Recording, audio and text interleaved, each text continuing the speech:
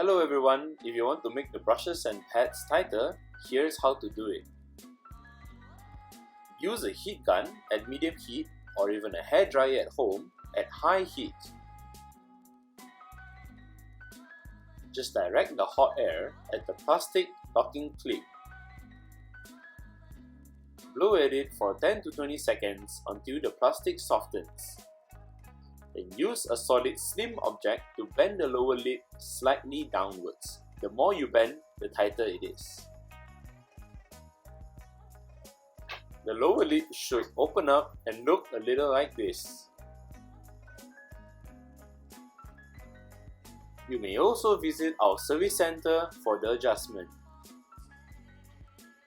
Thank you for watching.